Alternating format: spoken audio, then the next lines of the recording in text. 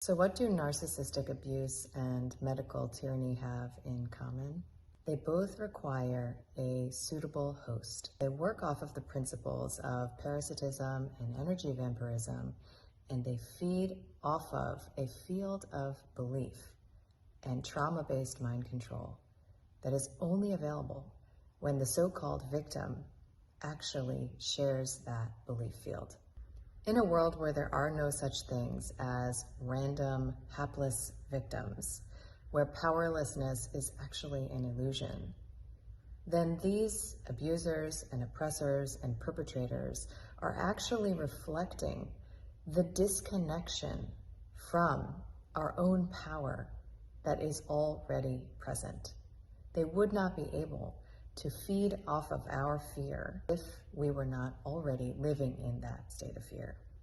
Gaslighting would not be possible if we already didn't doubt our own reality and the validity of our own lived experience. And theories like contagion and infection, or so-called germ theory, wouldn't be possible if we weren't already afraid of each other, if we weren't already afraid of our own bodies, and if we weren't already confused about whether or not there is an invisible boogeyman out there who's going to get us at any given moment, and we need to therefore be protected by a parentified government and medical system. These abuse-based dynamics are fundamentally mirrors.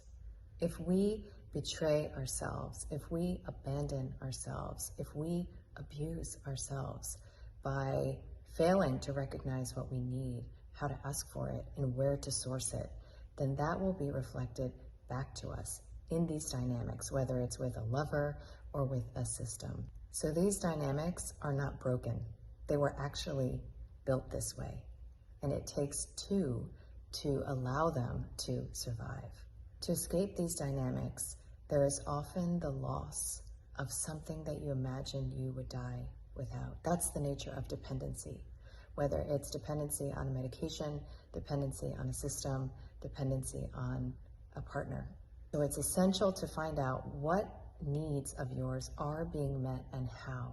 How are you actually feeling nurtured, cared for, contained, attended to in a dynamic that's actually not meeting your deeper needs for love and safety, acceptance, empowerment, and approval.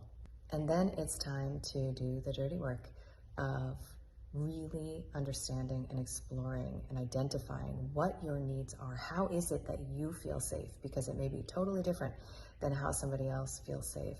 How can you start to meet those needs for yourself? It always involves learning how to feel feelings and growing the nervous system capacity to hold states of fear that we, as children, learned would probably kill us. You're an adult now, and everything is different, and it's time to rewire. And the first step is to recognize that you've been trying to buy eggs from the hardware store. You've been insisting that love, safety, and acceptance be available, that health and wellness be available, where it simply isn't in a relationship or in a system. And the courage that it takes to take that first step in the direction of the wild unknown will be met almost immediately with the expansive intoxication of personal empowerment.